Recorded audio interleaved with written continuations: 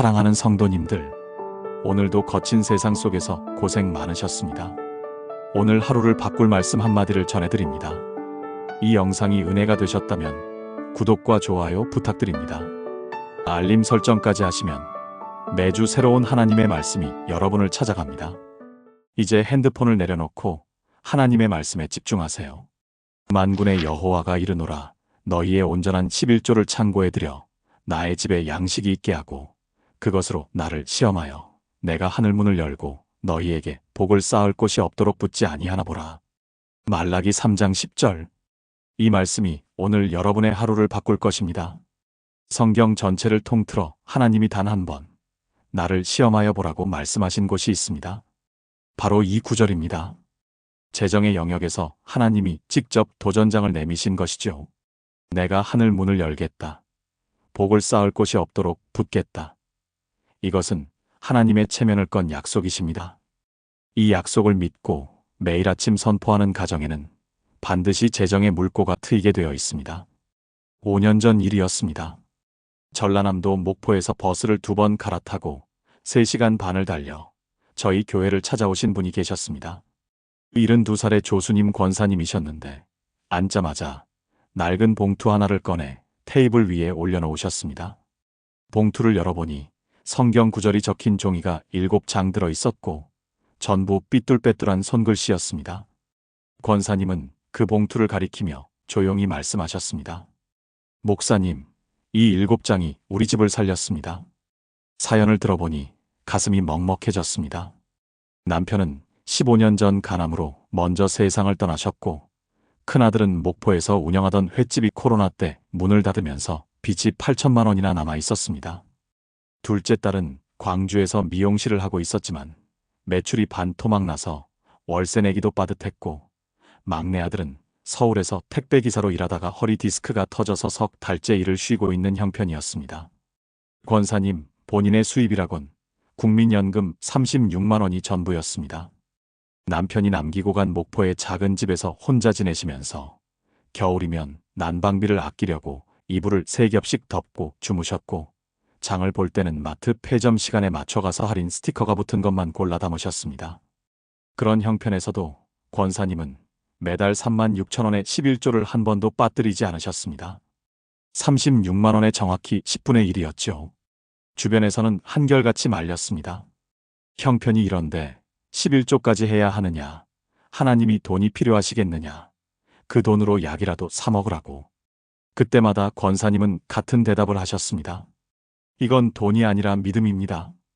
하나님이 시험해 보라고 하셨으니까 저는 시험해 보는 겁니다. 그리고 권사님에게는 남다른 습관이 하나 있었습니다. 성경에서 재정과 관련된 구절 7개를 골라 큰 글씨로 종이에 적어서 한 장은 냉장고에, 한 장은 현관문에, 한 장은 거울 옆에, 한 장은 부엌벽에, 한 장은 침대, 머리맡에, 한 장은 지갑 안에, 한 장은 성경 첫 페이지에 넣어두셨습니다.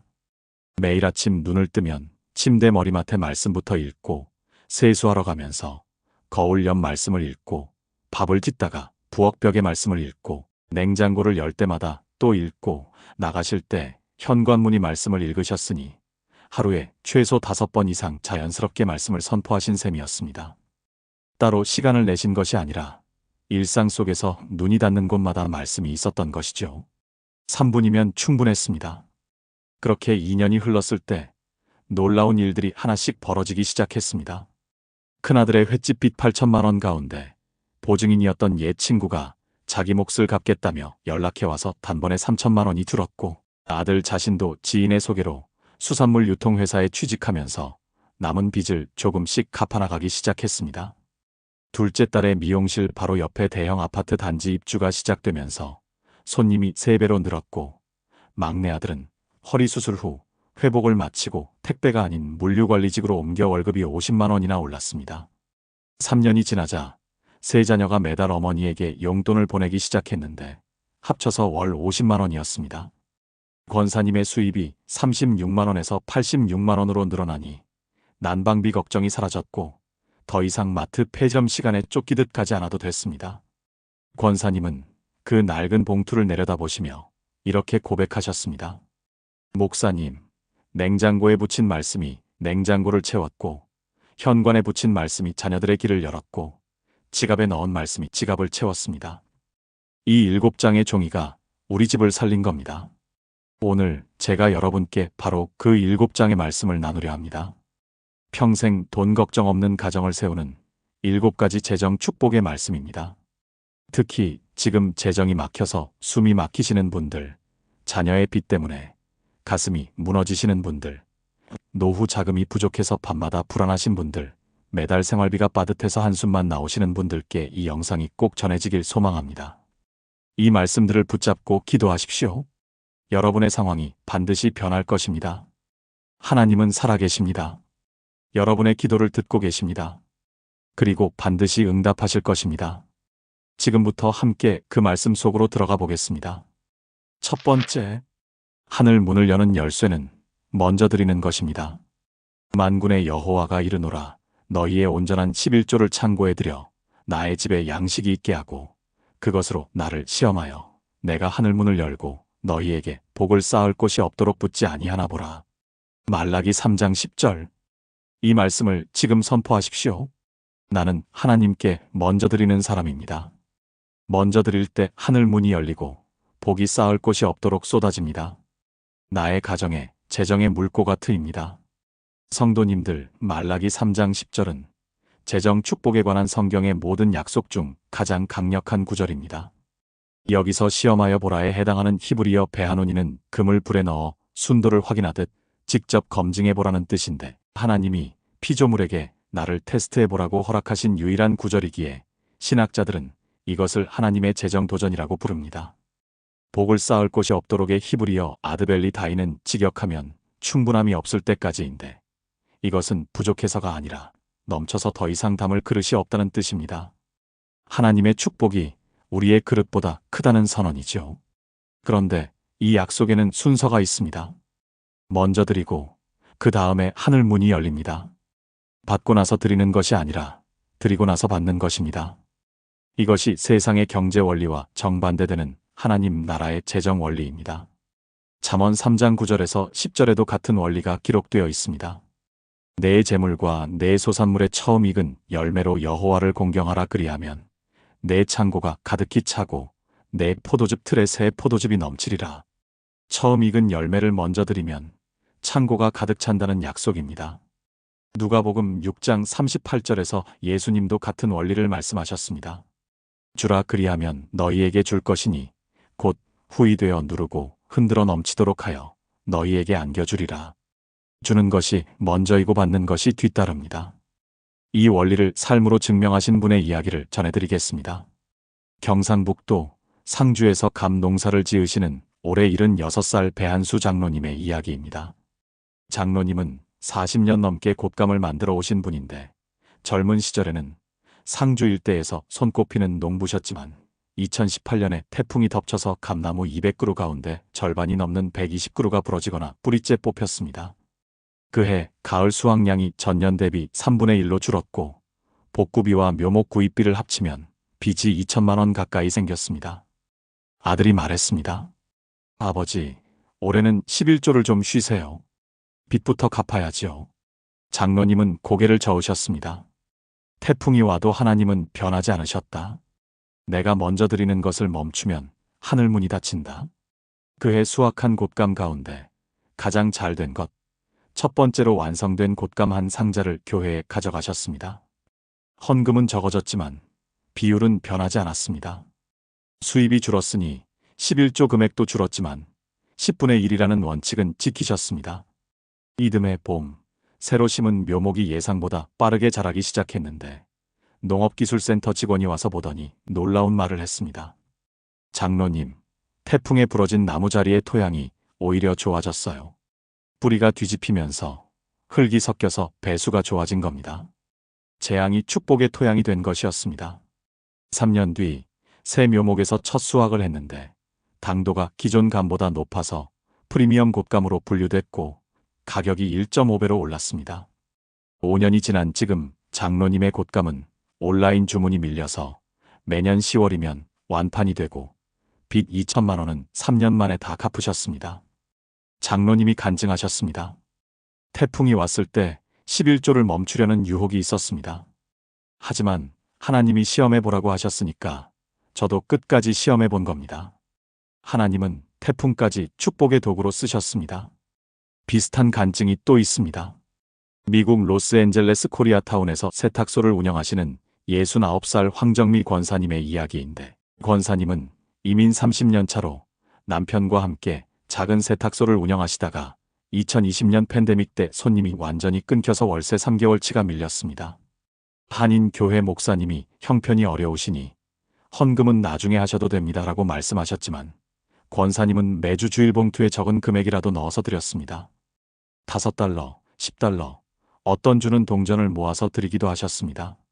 석 달 뒤 세탁소 건물주가 갑자기 전화를 해서 밀린 월세 3개월치를 면제해 주겠다고 했는데, 이유를 물으니 당신 부부가 30년간 한 번도 늦지 않았는데 코로나는 당신 잘못이 아니지 않느냐고 하셨다고 합니다. 미국인 건물주에게서 나온 말이었습니다. 권사님은 하나님이 이방인의 마음까지 움직이셨다며 감사해 하셨습니다. 사랑하는 성도님들, 혹시 지금 형편이 어려워서 드리는 것을 멈추고 계십니까? 11조를 줄이거나 중단하고 싶은 유혹을 받고 계십니까? 이해합니다. 형편이 어려울 때 먼저 드리는 것은 정말 어려운 일입니다. 하지만 하나님이 직접 시험해 보라고 하셨습니다. 성경 전체에서 단 한 번 허락하신 도전입니다. 금액이 중요한 것이 아닙니다. 순서가 중요합니다. 먼저 드리는 그 마음을 하나님이 보십니다. 이번 주부터 이 말씀을 냉장고에 붙이십시오. 큰 글씨로 적어서 매일 냉장고를 열 때마다 읽으십시오. 하늘 문을 열고 복을 쌓을 곳이 없도록 붙겠다. 이 선포가 여러분의 냉장고를 채울 것입니다. 하나님 아버지, 우리는 당신의 자녀입니다. 먼저 드리는 믿음을 허락하여 주시옵소서. 담대히 선포합니다. 나는 형편이 어려워도 먼저 드리는 사람입니다. 하늘 문이 열리고 복이 쏟아집니다. 나의 냉장고가, 나의 창고가, 나의 통장이 채워집니다. 그러나 이 축복이 탐욕의 씨앗이 되지 않게 지켜주시고 넘치는 것으로 이웃을 섬기는 통로가 되게 하소서. 이 선포가 살아 움직이는 진리가 되어 열매 맺게 하소서. 살아계신 주 예수의 이름으로 간절히 기도드립니다. 아멘. 다음 말씀은 더 놀라운 축복의 비밀입니다. 두 번째, 여호와를 의지하면 형통의 길이 열립니다. 너는 마음을 다하여 여호와를 의뢰하고 내 명철을 의지하지 말라. 너는 범사에 그를 인정하라. 그리하면 내 길을 지도하시리라. 잠언 3장 5절에서 6절. 이 말씀을 선포하십시오. 나는 내 계산이 아니라 하나님의 인도를 따릅니다. 내 지혜가 아닌 하나님의 지혜로 재정을 관리합니다. 하나님이 나의 길을 열어주시고 형통의 방향을 잡아주십니다. 성도님들, 이 구절은 재정 말씀처럼 보이지 않을 수 있습니다. 하지만 성경에서 재정 파탄의 가장 큰 원인이 무엇인지 아십니까? 돈이 부족해서가 아닙니다. 내 계산을 너무 믿어서입니다. 내 명철을 의지하지 말라의 히브리어, 비나는 분석력, 판단력, 계산 능력을 뜻합니다. 사업계획, 투자 전략, 재테크 공부, 이 모든 것이 비나에 해당합니다. 하나님은 이것을 의지하지 말라고 하셨습니다. 공부하지 말라는 뜻이 아닙니다. 그것을 최종 판단의 근거로 삼지 말라는 뜻입니다. 최종 판단은 하나님의 인도를 따르라는 것이죠. 범사에 그를 인정하라의 히브리어 다에후는 깊이 알다, 친밀하게 관계하다라는 뜻인데 모든 일에서 하나님을 파트너로 인정하라는 것입니다. 혼자 결정하지 말고 하나님과 상의하라는 것이죠. 내 길을 지도하시리라의 히브리어 야쇠르는 곧게 하다, 평탄하게 하다라는 뜻입니다. 울퉁불퉁하고 꼬여있는 길을 하나님이 쭉 펴주시겠다는 약속입니다. 시편 37편 5절에도 같은 원리가 있습니다. 내 길을 여호와께 맡기라. 그를 의지하면 그가 이루시고. 이사야 48장 17절에서 하나님은 직접 이렇게 말씀하셨습니다. 나는 내 하나님 여호와라. 내게 유익하도록 가르치고 너를 마땅히 행할 길로 인도하는 자라. 유익하도록 가르치시는 분이십니다. 마땅히 행할 길로 인도하시는 분이십니다. 하나님이 재정 컨설턴트가 되어주시겠다는 약속입니다. 강원도 강릉에서 펜션을 운영하시다가 은퇴하신 73살 문태영 장로님의 이야기를 전해드리겠습니다. 장로님은 60살의 퇴직금과 저축을 합쳐서 강릉 바닷가 근처에 작은 펜션을 지으셨습니다. 투자금이 2억 3천만 원이었는데 주변에서 모두 좋은 투자라고 했고 부동산 전문가도 강릉 관광이 성장세라며 추천했습니다. 처음 3년은 괜찮았습니다. 여름 성수기에는 예약이 밀렸고 겨울에도 스키 시즌이면 손님이 있었습니다. 그런데 4년째부터 주변에 펜션이 우후죽순 생기면서 경쟁이 치열해졌고 코로나까지 겹치면서 예약이 뚝 끊겼습니다. 월 대출 이자 90만 원은 꼬박꼬박 나가는데 수입은 한 달에 30만 원도 안 되는 달이 있었습니다. 아내가 밤마다 울면서 말했습니다. 여보, 이거 다 잃으면 우리 노후가 없어요. 장로님도 무서웠습니다. 전문가 말만 믿고 주변 사람 말만 듣고 자기 계산만 믿고 시작한 사업이었습니다. 하나님께 상의하지 않았다는 것을 뒤늦게 깨달으셨습니다. 장로님은 교회 목사님을 찾아가서 상담을 받으셨고 그 자리에서 잠언 3장 5절을 함께 읽으셨습니다. 내 명철을 의지하지 말라. 범사의 그를 인정하라. 목사님이 말씀하셨습니다. 장로님, 지금이라도 늦지 않았습니다. 이 펜션을 어떻게 해야 할지 하나님께 물어보십시오. 팔아야 할지, 버텨야 할지, 용도를 바꿔야 할지 하나님이 길을 보여주실 것입니다. 장로님은 그날부터 매일 새벽 펜션 마루에 앉아 기도하기 시작하셨습니다. 하나님, 이 펜션을 어떻게 해야 합니까? 제 명철을 의지했다가 이 지경이 됐습니다. 이제는 주님의 인도를 따르겠습니다. 한 달을 기도하셨습니다. 2달째 되던 어느 날 교회 수련회 담당 집사님에게서 전화가 왔습니다. 장로님, 혹시 펜션을 교회 수련회 장소로 쓸 수 있을까요? 우리 교회가 수련회 장소를 찾고 있거든요. 장로님은 선뜻 응하셨고 첫 수련회가 열렸습니다. 교인 30명이 2박 3일 머물렀는데 그 수련회가 은혜로워서 입소문이 났습니다. 석 달 뒤 인근 세 교회에서 연락이 왔습니다. 수련회, 기도회, 사역자 힐링 캠프 장소로 쓰고 싶다는 것이었습니다. 장로님은 펜션의 방향을 완전히 바꾸셨습니다. 일반 관광객 대상에서 교회 수련회 전문 펜션으로 전환한 것입니다. 식당을 기도실로 바꾸고 거실에 찬양 음향을 설치하고 각 방에 성경을 비치하셨습니다. 1년 뒤 예약이 안정적으로 들어오기 시작했고 비수기에도 기도 모임이나 목사 안식월 숙소로 활용되면서 연간 수입이 이전보다 오히려 늘었습니다. 대출 이자를 갚고도 남는 수준이 됐습니다. 장로님이 고백하셨습니다. 부동산 전문가에게 물어볼 생각은 했으면서 하나님께 물어볼 생각은 안 했습니다. 내 명철을 의지하다가 길을 잃었는데 하나님께 맡기니까 생각지도 못한 길이 열렸습니다.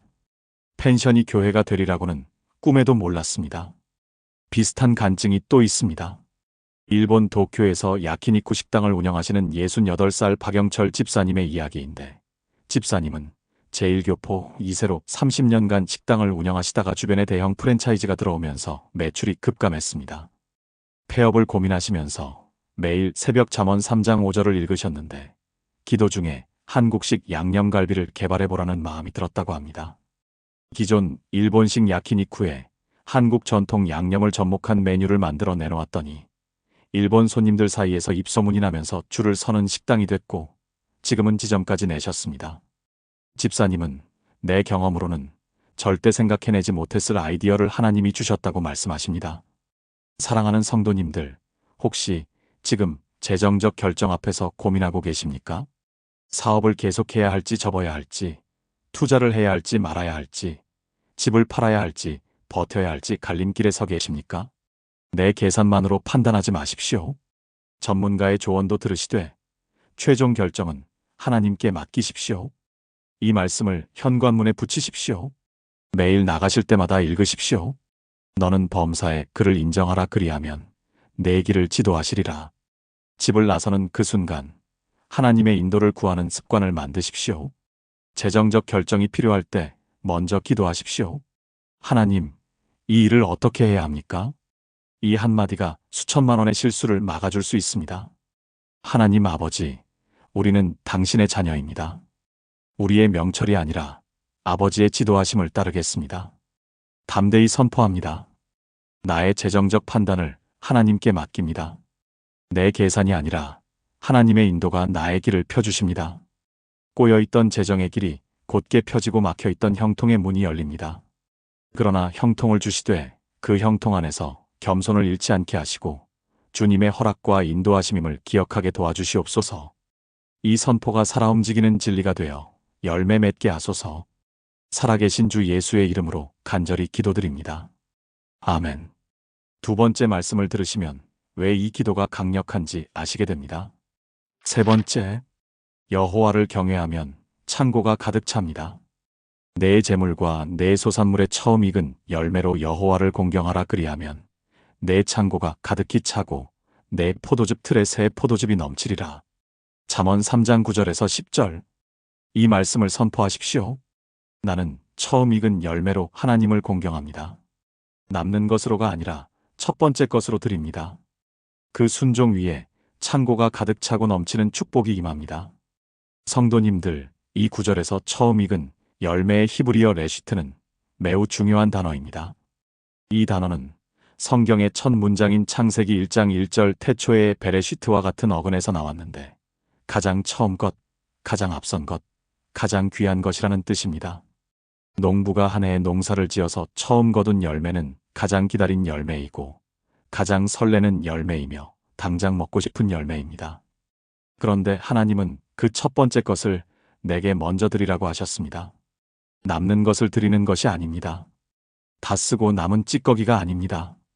월급이 들어오면 생활비를 먼저 빼고 카드값을 빼고 보험료를 빼고 아이들 학원비를 빼고 그래도 남으면 드리는 것이 아니라 들어오자마자 가장 먼저 떼어놓는 것입니다. 순서의 문제입니다. 무엇을 먼저 하느냐가 무엇을 가장 귀하게 여기느냐를 보여주기 때문입니다. 그리고 그 결과가 놀랍습니다. 내 창고가 가득히 차고 내 포도즙 틀에 새 포도즙이 넘치리라. 히브리어 사바는 만족할 만큼 가득 찬 상태를 뜻하고 파라츠는 터지다, 넘치다라는 뜻입니다. 창고가 가득 차는 정도가 아니라 포도즙 틀에서 포도즙이 터져 넘치는 것입니다. 신명기 28장 8절에도 같은 약속이 있습니다. 여호와께서 내게 복을 명령하사 내 창고와 내 손이 하는 모든 일에 복을 주시리니. 하나님이 복에게 명령하시는 것입니다. 저 사람의 창고에 가서 머물러라. 복이 스스로 오는 것이 아니라 하나님이 보내시는 것이죠. 시편 1편 3절에도 같은 그림이 그려져 있습니다. 그는 시냇가에 심은 나무가 철을 따라 열매를 맺으며 그 잎사귀가 마르지 아니함 같으니 그가 하는 모든 일이 다 형통하리로다. 하는 모든 일이 다 형통한다는 선언입니다. 전라북도 정읍에서 쌀 농사를 지으시는 올해 78살 유복만 장로님의 이야기를 전해드리겠습니다. 장로님은 아버지로부터 물려받은 논 3,000평에서 55년간 벼농사를 지어오신 분인데 장로님의 아버지도 같은 논에서 농사를 지으셨고 그 아버지, 곧 장로님의 할아버지도 같은 논을 경작하셨으니 3대째 이어온 가업인 셈입니다. 장로님 집안에는 3대째 내려오는 원칙이 하나 있었습니다. 가을에 첫 수확을 하면 가장 먼저 익은 벼 한 가마를 교회에 가져가는 것이었습니다. 할아버지 때부터 시작된 전통이었는데 할아버지는 일제강점기에 정읍의 작은 교회에 처음 출석하시면서 이 원칙을 세우셨다고 합니다. 논이 풍년이든 흉년이든 가장 먼저 수확한 것을 하나님께 드리겠다는 것이었습니다. 1950년 한국 전쟁 때도 이 원칙은 지켜졌습니다. 전쟁통에 논이 황폐해졌지만 그해 가을 겨우 수확한 벼 중에 첫 가마를 교회에 가져갔고 장로님의 아버지가 그 전통을 이어받으셨습니다. 1970년대 새마을 운동 시절에 마을 이장이 교회에 줄 벼가 있으면 마을 창고에 넣으라고 압박했을 때도 장로님의 아버지는 거절하셨습니다. 이건 하나님 것입니다. 사람이 손댈 수 없습니다. 장로님이 아버지에게서 논을 물려받으신 것은 60살 때였는데 물려받으시면서 아버지가 한 말씀을 하셨습니다. 이 논은 내가 주는 것이 아니라 하나님이 맡기시는 것이다. 첫 수확을 먼저 드리는 것만은 절대 멈추지 마라. 장로님은 그 말씀을 지키셨습니다. 18년 동안 한 해도 빠지지 않으셨습니다. 2020년에 장마가 길어져서 벼가 쓰러질 위기에 처했을 때도 첫 수확분을 따로 챙기셨습니다. 주변 농부들이 이해하지 못했습니다. 유장로, 올해 작황이 이런데 교회에 줄 여유가 있냐? 장로님은 웃으시며 대답하셨습니다. 여유가 있어서 주는 게 아니라 먼저 드려야 여유가 생기는 겁니다. 놀라운 것은 장로님의 논이 정읍에서 가장 안정적인 수확량을 내고 있다는 것입니다. 대풍년은 아니지만 흉년도 없습니다. 매년 꾸준히 일정한 수확을 올리십니다. 주변 논이 병충해를 입을 때도 장로님의 논은 크게 피해를 입지 않았습니다. 농업기술센터에서 신기하게 여겨 토양 검사를 했는데 특별한 비결은 발견하지 못했다고 합니다. 장로님은 비결을 아십니다. 첫 열매를 먼저 드리면 나머지를 하나님이 지켜주십니다. 그리고 더 놀라운 것은 3대째 이어온 이 원칙의 열매입니다. 장로님의 아들은 전주에서 농산물 가공 회사를 운영하고 있는데 아버지의 쌀로 떡을 만들어 전국에 유통하고 있습니다. 직원이 12명이고 매출이 안정적입니다.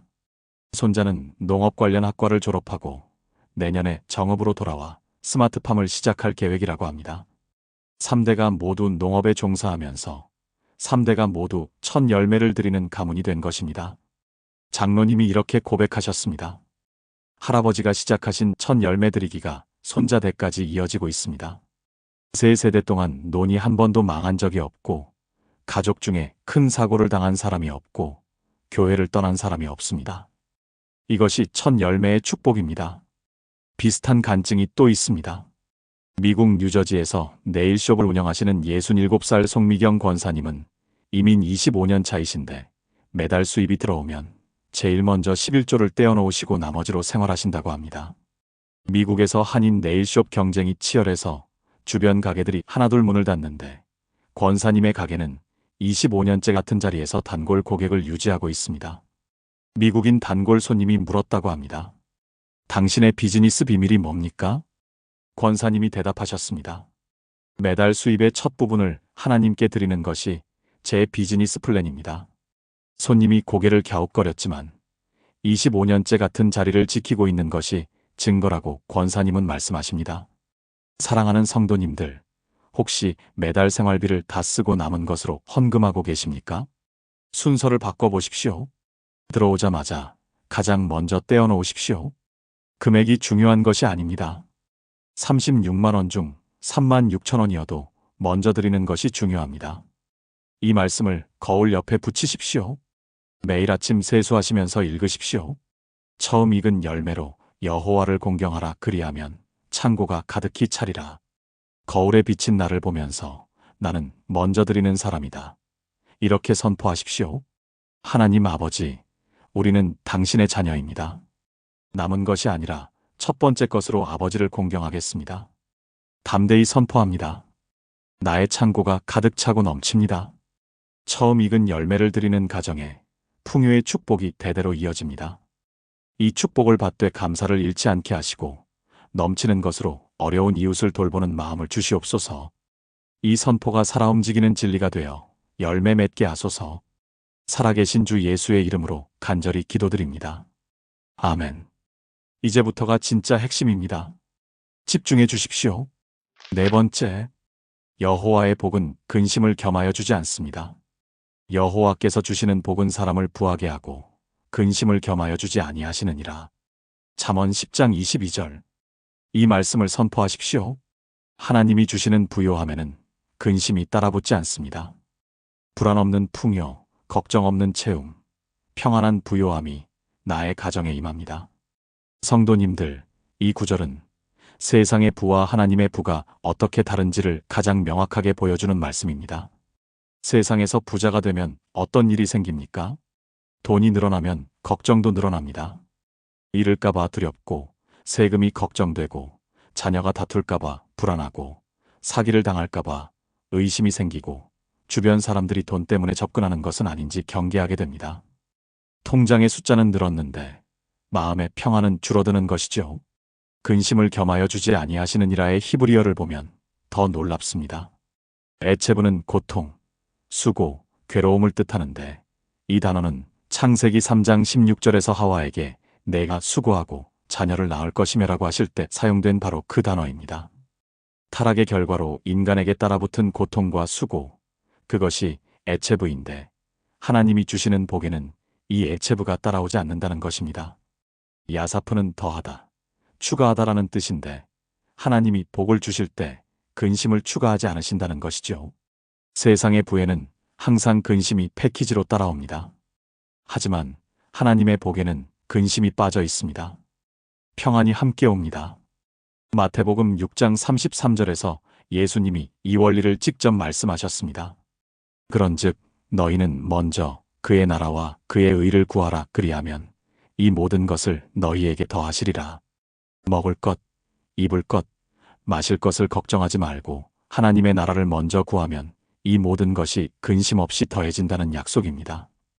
빌립보서 4장 19절에서 바울도 확인합니다. 나의 하나님이 그리스도 예수 안에서 영광 가운데 그 풍성한 대로 너희 모든 쓸 것을 채우시리라.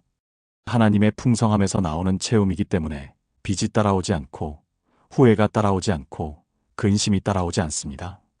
충청남도 논산에서 만난 올해 70살 강석진 집사님의 이야기를 전해드리겠습니다. 집사님은 젊은 시절 논산 시내에서 건축자재 가게를 운영하시면서 꽤 넉넉하게 사셨습니다. 직원도 5명이나 됐고 차도 좋은 것을 타셨는데 2008년 금융위기 때 거래처가 줄줄이 부도가 나면서 밀린 외상이 1억 5천만 원이 됐고 가게 문을 닫을 수밖에 없었습니다. 빚을 갚기 위해 집을 팔고 보험을 해약하고 차를 바꾸셨지만 여전히 7천만 원이 남아 있었습니다. 아내와 함께 허름한 원룸으로 이사하신 뒤 집사님은 건설 현장에서 일용직으로 일하기 시작하셨고 아내는 마트에서 시식코너 아르바이트를 하셨습니다. 둘이 합쳐서 월 250만 원 남짓이었는데 거기서 빈 이자를 빼면 생활비가 빠듯했습니다. 그런데 흥미로운 것은 집사님 부부가 가게를 운영하시던 넉넉한 시절보다 지금이 더 평안하다고 느끼신다는 것이었습니다. 가게를 할 때는 매일 외상 걱정, 직원 급여 걱정, 경기 걱정에 시달렸고 밤마다 잠이 안 와서 수면제를 드셨다고 합니다. 돈은 많았지만 근심도 많았습니다. 매출이 오르면 세금 걱정, 거래처가 늘면 관리 걱정, 통장에 돈이 쌓이면 도둑 걱정. 부자였지만 평안하지 않았습니다. 가게가 망하고 원룸으로 이사한 뒤 집사님 부부는 처음으로 하나님 앞에 무릎을 꿇고 재정을 맡기는 기도를 하셨습니다. 하나님, 저희가 다시 부자가 되게 해달라고 기도하지 않겠습니다. 근심 없이 살게 해주십시오. 적어도 좋으니 평안하게 살게 해주십시오. 그날부터 부부는 잠언 10장 22절을 부엌벽에 붙이셨습니다. 매일 밥을 지으면서 함께 읽으셨습니다. 신기한 일이 벌어졌습니다. 수입은 가게 시절에 3분의 1도 안 됐는데 밤에 잠이 잘 오기 시작했습니다. 수면제를 끊으셨습니다. 부부 사이의 대화가 늘었습니다. 가게를 할 때는 서로 피곤해서 말이 없었는데 지금은 저녁마다 산책하면서 이야기를 나누십니다. 빚은 7년에 걸쳐 다 갚으셨는데 일확천금으로 갚은 것이 아니라 매달 조금씩 착실하게 근심 없이 갚아나가신 것입니다. 지금 집사님 부부는 논산의 작은 아파트에서 사시는데 수입이 크지는 않지만 부족하지도 않고 무엇보다 마음이 평안합니다. 집사님이 이렇게 고백하셨습니다. 돈이 많을 때 저는 부자였지만 거지처럼 불안했습니다. 지금은 형편이 넉넉하지 않지만 왕처럼 평안합니다. 하나님이 주시는 복에는 진짜 근심이 없다는 것을 이제야 압니다. 예전에는 통장 잔고가 곧 행복이었는데 지금은 통장 잔고가 적어도 하나님이 채워주실 것을 아니까 전혀 불안하지 않습니다. 비슷한 간증이 또 있습니다.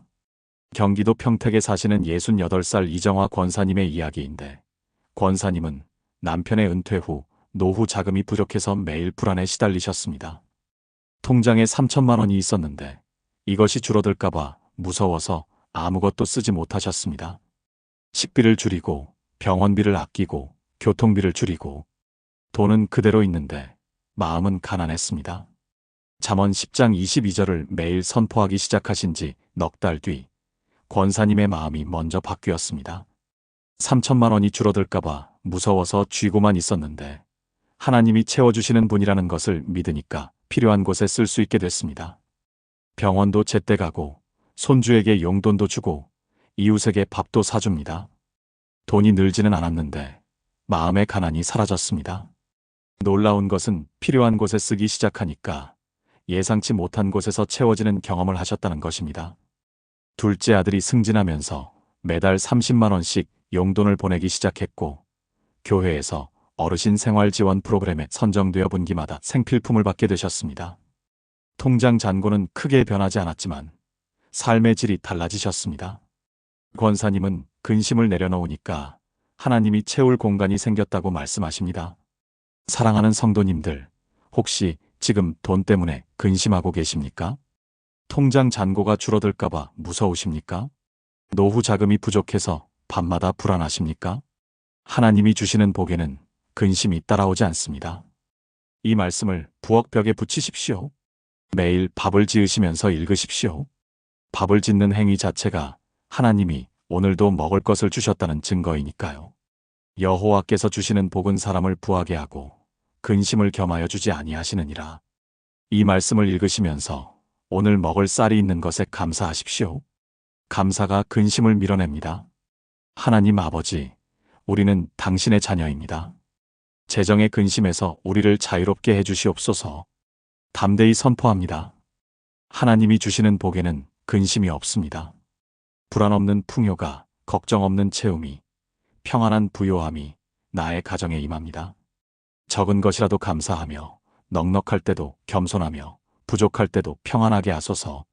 물질이 우리의 주인이 되지 않게 하시고 하나님만이 우리의 주인이시며 공급자이심을 날마다 고백하게 하소서. 이 선포가 살아 움직이는 진리가 되어 열매 맺게 하소서. 살아계신 주 예수의 이름으로 간절히 기도드립니다. 아멘. 다섯 번째 말씀은 자녀와 손주의 재정까지 축복하는 놀라운 약속입니다. 놓치지 마십시오. 다섯 번째, 손이 하는 모든 일에 복을 명령하십니다.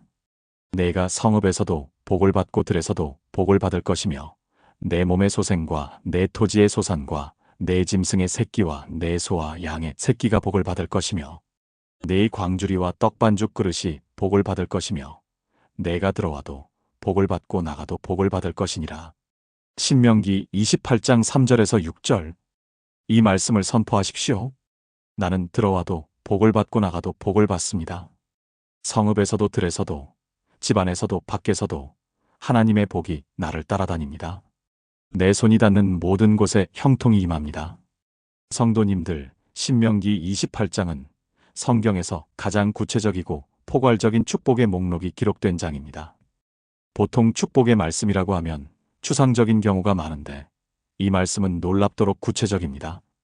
성읍에서도 들에서도라는 표현은 도시에서 일하든 시골에서 일하든 장소를 가리지 않고 축복이 따라온다는 뜻이고, 광주리와 떡반죽 그릇이라는 표현은 히브리어에서 테네와 미쉬에레트인데 이것은 당시 생활의 가장 기본적인 도구들로서 양식을 담는 바구니와 빵을 만드는 그릇이었습니다.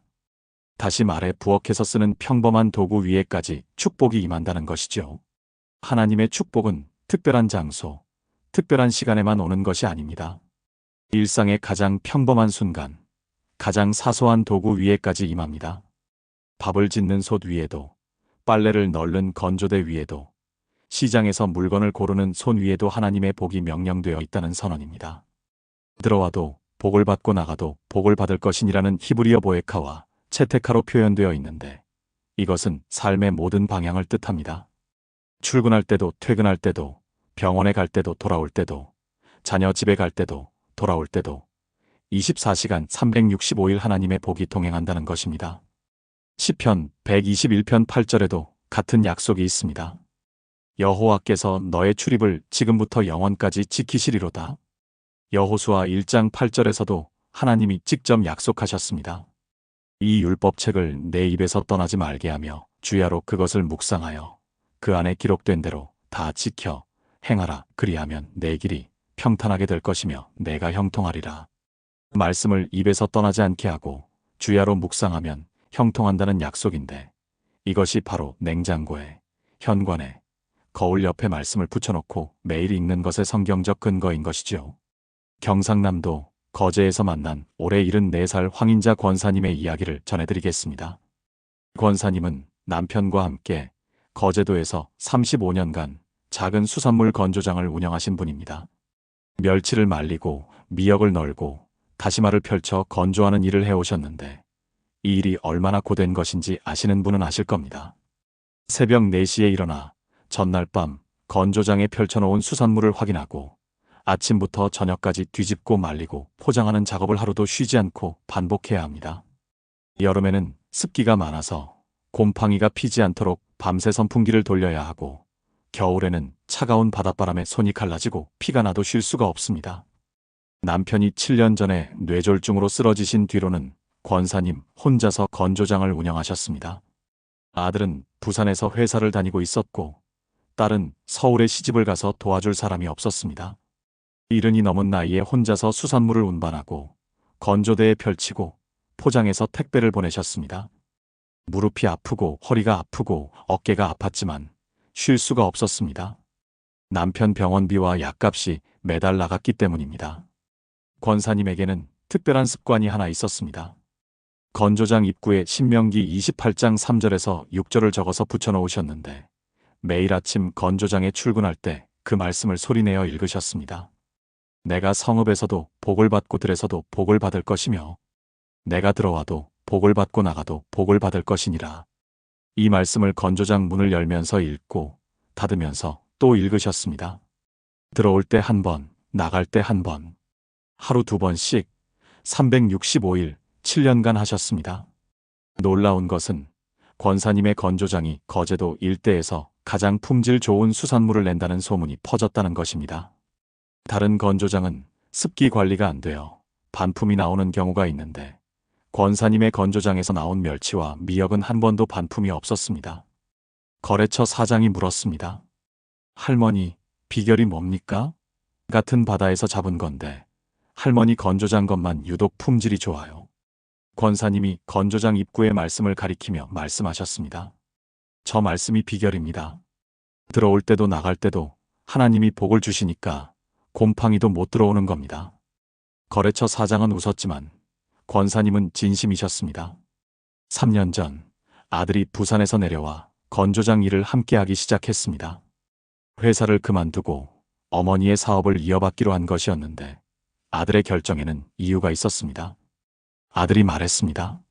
어머니가 혼자서 7년간 건조장을 지켜오신 것을 보면서 깨달았습니다. 어머니의 손이 닿는 곳마다 형통한 이유는 어머니의 기술이 좋아서가 아니라 매일 아침 저 말씀을 읽으시기 때문이라는 것을. 저도 그 축복 아래서 일하고 싶었습니다. 지금 아들은 온라인 판매를 담당하고 있고 권사님은 건조 기술을 가르치시면서 반은 은퇴 상태로 일하고 계십니다. 매출이 이전보다 2배로 늘었고 아들이 만든 온라인 쇼핑몰에서 주문이 전국에서 들어옵니다. 권사님이 이렇게 고백하셨습니다. 건조장 문에 붙인 말씀 한 장이 35년 사업을 지켰고 아들까지 데려왔습니다. 들어와도 복을 받고 나가도 복을 받는다는 말씀이 정말 그대로 이루어졌습니다. 비슷한 간증이 또 있습니다.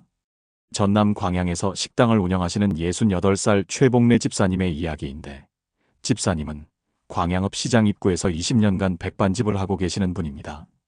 식당 카운터 옆에 신명기 28장 6절이 적힌 액자가 걸려 있는데 매일 가게 문을 열 때와 닫을 때 이 말씀을 읽으십니다. 주변 식당들이 하나둘 문을 닫는 가운데 집사님의 백반집은 20년째 같은 자리를 지키고 있고 단골 중에는 3대째 찾아오는 손님도 있다고 합니다. 집사님은 말씀하십니다. 이 액자가 안 보이면 가게 문을 못 열겠어요. 이 말씀이 제 출근 도장이고 퇴근 도장입니다. 사랑하는 성도님들, 혹시 매일 출퇴근이 지치십니까? 일터에 나가는 것이 두렵습니까? 사업이 안 될까봐 불안하십니까? 이 말씀을 현관문 안쪽에 붙이십시오. 나가실 때마다 읽으십시오. 들어와도 복을 받고 나가도 복을 받을 것이니라. 집으로 돌아올 때도 읽으십시오. 나갈 때 한 번, 들어올 때 한 번. 이 2번의 선포가 여러분의 하루를 하나님의 축복으로 감싸줄 것입니다. 가게를 하시는 분은 가게 입구에 붙이십시오. 농사를 지으시는 분은 창고에 붙이십시오. 사무실에서 일하시는 분은 책상에 적어 놓으십시오. 눈이 닿는 곳에 말씀이 있으면 마음이 그 말씀을 따라갑니다. 하나님 아버지, 우리는 당신의 자녀입니다. 자녀가 들어와도 나가도 복을 받게 하여 주시옵소서. 담대히 선포합니다. 나의 손이 닿는 모든 곳에 하나님의 복이 명령됩니다. 성읍에서도 들에서도 집안에서도 밖에서도 24시간 365일 형통이 따라옵니다. 나의 광주리가, 나의 그릇이, 나의 일터가 축복으로 채워집니다. 넘치는 축복을 받으면 이웃과 나누는 넉넉한 마음을 주시옵소서. 이 선포가 살아 움직이는 진리가 되어 열매 맺게 하소서. 지금 이 영상을 보시는 모든 성도님들의 일터와 가정 위에 주님의 복을 명령하여 주시옵소서. 살아계신 주 예수의 이름으로 간절히 기도드립니다. 아멘. 6번째 말씀을 듣고 나면 오늘부터 기도가 달라질 것입니다. 6번째, 주는 자에게 하나님이 넘치도록 부어주십니다. 주라 그리하면 너희에게 줄 것이니 곧 후히 되어 누르고 흔들어 넘치도록 하여 너희에게 안겨주리라. 너희가 헤아리는 그 헤아림으로 너희도 헤아림을 도로받을 것이니라. 누가복음 6장 38절. 이 말씀을 선포하십시오. 나는 주는 사람입니다. 내가 줄 때 하나님이 후히 되어 누르고 흔들어 넘치도록 안겨주십니다. 나눔의 손이 곧 축복의 통로입니다. 성도님들, 이 구절의 원어를 보면 정말 놀랍습니다. 후히 되어 누르고 흔들어 넘치도록이라는 표현은 헬라어로 메트론 칼론 페피에스메논 세살류메논 휘페레쿠노메논인데 이것은 고대 곡물 시장의 장면을 묘사한 것입니다. 곡물을 대로 측정할 때 먼저 되에 곡물을 가득 담고 손으로 꾹꾹 누르고 좌우로 흔들어서 빈 공간을 채우고 그래도 넘칠 때까지 더 부어서 품에 안겨주는 것이죠. 그냥 한데 퍼주는 것이 아닙니다. 누르고 흔들고 넘치도록 해서 품에 안겨주는 것입니다. 이것이 하나님이 되갚아 주시는 방식입니다. 우리가 한 컵을 주면 하나님은 누르고 흔들어 넘치는 한 컵을 돌려주시는 것이니 실제로는 두세 배가 되는 셈입니다. 그리고 뒷부분이 중요합니다. 너희가 헤아리는 그 헤아림으로 너희도 헤아림을 도로 받을 것이니라. 내가 큰 대로 주면 큰 대로 돌아오고 작은 대로 주면 작은 대로 돌아온다는 원리입니다. 이것은 금액의 크기를 말하는 것이 아닙니다. 마음의 크기를 말하는 것입니다. 적은 돈이라도 큰 마음으로 주면 큰 대로 돌아오고 많은 돈을 억지로 주면 작은 대로 돌아옵니다. 고린도후서 9장 6절에서 7절에서 바울이 같은 원리를 확인합니다. 이것이 곧 적게 심는 자는 적게 거두고 많이 심는 자는 많이 거둔다 하는 말이로다. 각각 그 마음에 정한 대로 할 것이요. 인색함으로나 억지로 하지 말지니 하나님은 즐겨내는 자를 사랑하시느니라. 즐겨내는 자를 사랑하신다고 하셨습니다. 헬라어 힐라로는 기쁨이 넘치는 유쾌한이라는 뜻인데 영어로는 치펄 기버라고 번역합니다. 인색하게가 아니라 기쁘게, 억지로가 아니라 즐겁게 나누는 사람을 하나님이 사랑하시고 그 사람에게 더 큰 대로 갚아주시는 것입니다. 사도행전 20장 35절에서 바울이 예수님의 직접적인 말씀을 인용한 것도 있습니다. 주는 것이 받는 것보다 복이 있다 하신 주 예수의 말씀을 기억하여야 할지니라. 주는 것이 받는 것보다 복이 있다. 세상의 논리와 정반대입니다. 세상은 받아야 부자가 된다고 합니다. 하나님은 주어야 부자가 된다고 하십니다. 충청북도 충주에서 떡집을 하시는 올해 69살 임춘희 권사님의 이야기를 전해드리겠습니다. 권사님은 남편이 10년 전에 심장마비로 갑자기 세상을 떠나신 뒤 혼자서 떡집을 운영해 오셨는데 충주 시내의 재래시장 한쪽 구석에 있는 작은 가게입니다. 송편, 인절미, 절편, 백설기를 만들어 파시는데 새벽 2시에 일어나 쌀을 쪄야 아침 7시에 시장에 내놓을 수 있었습니다. 수입이 한 달에 180만 원 정도였는데 거기서 재료비와 가게 임대료를 빼면 순수입은 100만 원 남짓이었습니다. 넉넉하지 않았지만 권사님에게는 남편이 살아계실 때부터 지켜온 원칙이 하나 있었습니다. 매주 떡을 만들면 첫 번째 쪄낸 떡을 3접시 나누는 것이었습니다. 한 접시는 교회에, 한 접시는 시장에서 가장 형편이 어려운 상인에게, 한 접시는 홀로 사시는 이웃 어르신에게. 남편이 돌아가신 뒤에도 이 원칙을 멈추지 않으셨습니다. 주변에서 말했습니다. 춘희야, 형편이 이런데 남줄 여유가 어디 있냐? 내가 먹고 살기도 빠듯한데. 권사님은 늘 같은 말씀을 하셨습니다. 주면 돌아온다고 예수님이 말씀하셨어. 나는 그 말씀을 믿어. 10년간 매주 3접시를 나누셨으니 1년에 약 150접시, 10년이면 1500접시가 넘는 떡을 나누신 셈입니다. 그런데 놀라운 일들이 하나씩 쌓여갔습니다. 교회에 떡을 가져가시면 성도님들이 권사님의 떡 맛을 알게 됐고 주문이 들어오기 시작했습니다. 시장 상인에게 나누면 그 상인이 다른 손님에게 권사님 떡집을 소개해 주었습니다. 홀로 사시는 어르신에게 드리면 그 어르신의 자녀가 명절 때 떡 주문을 하셨습니다. 나눈 것이 광고가 되고 광고가 주문이 되고 주문이 수입이 된 것이죠. 아무도 계획하지 않았습니다. 권사님은 그냥 누가복음 6장 38절을 믿고 나누었을 뿐입니다. 5년 전부터는 택배 주문이 들어오기 시작했는데 딸이 인터넷 판매를 도와주면서 충주 밖에서도 주문이 들어왔습니다. 지금 권사님의 월 매출은 400만 원이 넘고 순수입은 이전의 2배가 됐습니다. 그런데 더 놀라운 것은 매출이 늘어난 뒤에도 3접시 나누기를 멈추지 않으셨다는 것입니다. 오히려 5접시로 늘리셨습니다. 교회, 시장 상인, 이웃 어르신에 더해서 독거노인 복지센터와 지역 아동센터에도 매주 떡을 보내고 계십니다. 권사님이 이렇게 고백하셨습니다. 남편이 살아계실 때 이런 말을 했어요. 우리가 주는 만큼 하나님이 다시 채워주시니까 절대 그릇이 비지 않는다고. 10년간 나눠보니 정말 그래요. 줄수록 더 채워주시고 채워주시니까 더 줄 수 있고 멈출 수가 없어요. 누르고 흔들어 넘치도록이라는 말씀이 제 떡집에서 그대로 이루어지고 있습니다. 비슷한 간증이 또 있습니다. 경기도 안산에서 중국 음식 배달 가게를 운영하시는 66살 장 집사님의 이야기인데 집사님은 탈북민 출신이십니다. 북한에서 넘어와 남한에 정착하신 지 18년이 되셨는데 처음에는 아무것도 없이 시작하셔서 공장에서 일하시다가 10년 전에 작은 중국 음식 가게를 여셨습니다.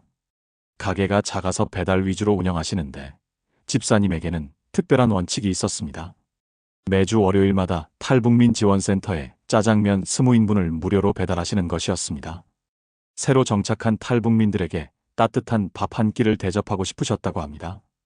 본인이 처음 남한에 왔을 때 누군가가 사준 짜장면 한 그릇이 평생 잊히지 않았기 때문이라고 하셨습니다. 20인분의 원가가 약 8만 원인데 한 달이면 32만 원이고 1년이면 거의 400만 원에 가까운 금액입니다.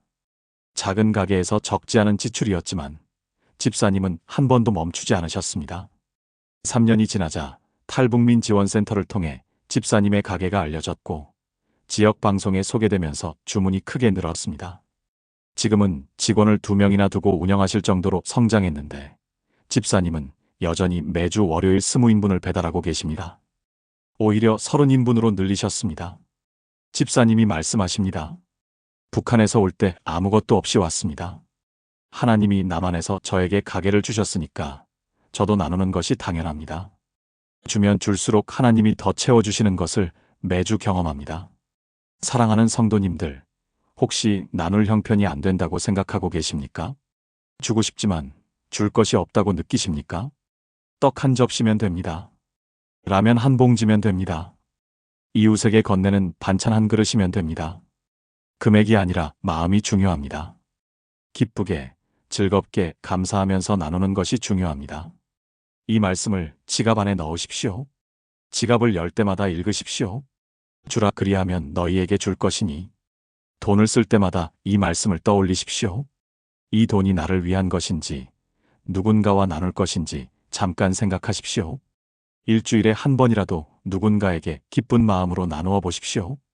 그 작은 나눔이 하나님의 큰 되를 열어줄 것입니다. 하나님 아버지, 우리는 당신의 자녀입니다. 기쁘게 나누는 마음을 허락하여 주시옵소서. 담대히 선포합니다. 나는 주는 사람입니다. 내가 나눌 때 하나님이 누르고 흔들어 넘치도록 채워주십니다. 나눔의 손이 마르지 않게 하시고 받는 이에게 하나님의 사랑이 전해지게 하소서. 인색함을 깨뜨려 주시되 분별력도 함께 주시어 지혜롭게 나누게 하소서. 이 선포가 살아 움직이는 진리가 되어 열매 맺게 하소서. 우리 구독자 한 분 한 분의 나눔이 누군가의 삶을 살리는 통로가 되게 하소서. 살아계신 주 예수의 이름으로 간절히 기도드립니다. 아멘. 마지막 7번째. 3대에 이르는 재정 축복의 유산. 여호와를 경외하며 그의 길을 걷는 자마다 복이 있도다. 내 손이 수고한 대로 먹을 것이니 내가 복되고 형통하리로다. 내 아내는 집안방에서 결실한 포도나무 같으며 내 자녀는 상에 둘린 어린 감람나무 같으리로다. 시편 128편 1절에서 4절. 이 말씀을 선포하십시오. 나의 손의 수고가 헛되지 않습니다. 나의 자녀는 어린 감람나무 같고 나의 재정 축복이 3대에 걸쳐 흐릅니다. 성도님들, 시편 128편은 일하는 자의 축복 시편으로 불리는데 이 시편의 구조를 보면 축복이 어디까지 이르는지 분명하게 드러납니다. 1절에서 여호와를 경외하는 자에게 복이 있다고 선언하고 2절에서 그 복의 첫 번째 내용이 내 손의 수고로 먹는 것이라 밝히고 3절에서 자녀가 어린 감람나무 같다고 하시고 5절에서 6절에 이르면 내 자녀의 자녀를 볼지어다라며 축복이 3대까지 흘러가는 그림을 완성합니다. 감람나무 곧 올리브나무는 한번 뿌리를 내리면 수백 년을 사는 나무인데 자녀를 이 나무에 비유한 것은 지금은 작고 연약해 보여도 부모의 기도와 성실함이라는 토양 위에 뿌리를 내리면 대대로 열매를 맺는 존재가 된다는 뜻입니다. 잠언 13장 22절에서도 선한 사람은 그 산업을 자자손손에게 끼쳐도라고 했는데 여기서 산업의 히브리어 나할라는 단순한 재산이 아니라 삶의 방식과 가치관과 신앙까지 포함하는 포괄적 유산을 뜻합니다. 부모가 성실하게 일하는 모습, 먼저 드리는 습관, 나누는 기쁨, 이 모든 것이 자녀에게 전해지는 진짜 재정 유산인 것이죠. 도입부에서 말씀드렸던 목포의 조수님 권사님 이야기를 마무리하겠습니다. 7장의 말씀을 집안 곳곳에 붙이고 매일 선포하신 지 5년이 지났을 때 놀라운 변화가 한 가지 더 있었습니다.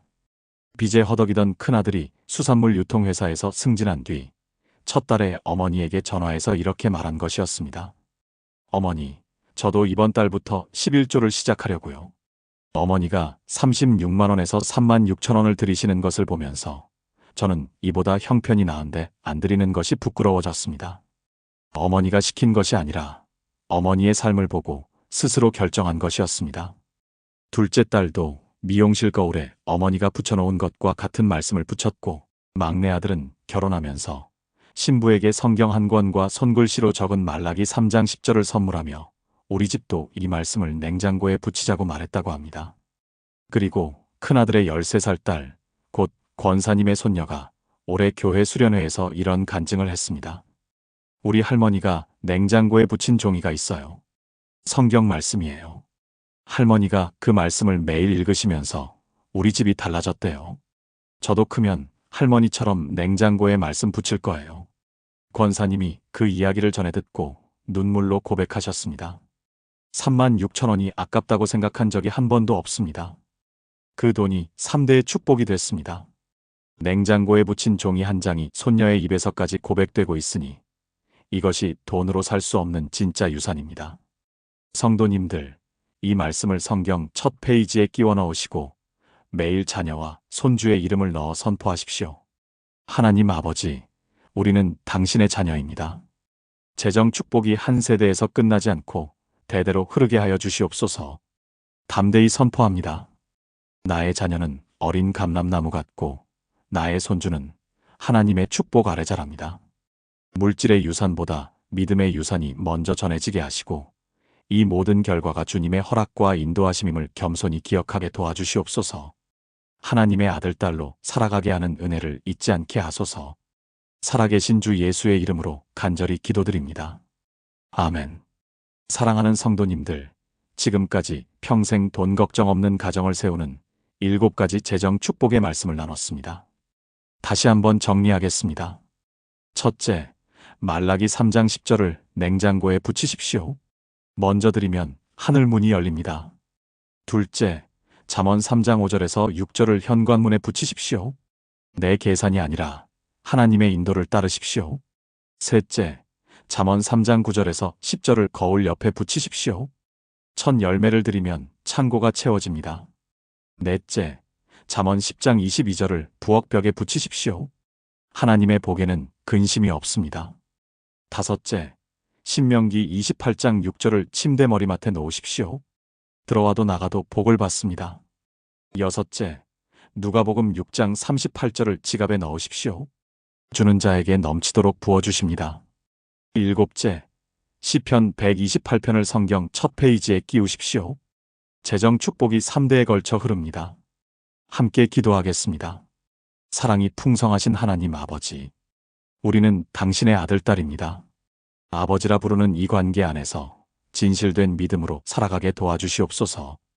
담대히 선포합니다. 나의 가정에 하늘 문이 열리고 복이 쌓을 곳이 없도록 쏟아집니다. 나의 길을 하나님이 펴주시고 나의 창고를 하나님이 채워주시며 근심 없는 풍요가 임합니다. 들어와도 나가도 복을 받고 나눌 땐 누르고 흔들어 넘치도록 돌려주시며 이 축복이 자녀와 손주에게 대대로 이어지게 하소서. 탐욕에 흔들리지 않게 하시고 필요를 채워주시되 우리의 목적이 물질이 되지 않게 지켜주시옵소서. 작은 것이라도 나눌 수 있는 용기와 사랑을 주시옵소서. 이 방송을 통해 누군가에게 위로가 되게 하시고 주님의 뜻이 드러나게 도와주시옵소서. 지금 이 영상을 보시는 모든 성도님들이 한 마음으로 주님 안에서 기쁨으로 살아가게 해주시옵소서. 체력을 안배하게 하시고 몸과 마음이 지치지 않게 새 힘을 주시옵소서. 아침에 눈 뜰 때 새 힘을 주시고 잠자리를 평안히 지켜주시옵소서. 무거운 짐을 내려놓게 하시고 주님의 허락 안에서 겸손히 받게 도와주시옵소서. 이 모든 결과가 주님의 허락과 인도하심임을 겸손함으로 기억하게 도와주시옵소서. 하나님의 아들, 딸로 살아가게 하는 은혜를 잊지 않게 하소서. 살아계신 우리 주 예수 그리스도의 이름으로 간절히 기도드리옵니다. 아멘. 성도님들, 오늘 말씀이 은혜가 되셨다면 좋아요와 구독으로 함께 해주십시오. 댓글에 하늘 문이 열립니다라고 써주십시오. 그 고백이 여러분의 삶에 재정 축복의 씨앗이 됩니다. 그 축복을 겸손히 믿으십시오. 감사함으로 선포하십시오. 주님의 때에 반드시 이루어질 것입니다. 다음 영상에서 또 만나 뵙겠습니다. 하나님의 사랑과 은혜가 여러분의 가정 위에 풍성히 임하시길 간절히 기도드립니다. 아멘.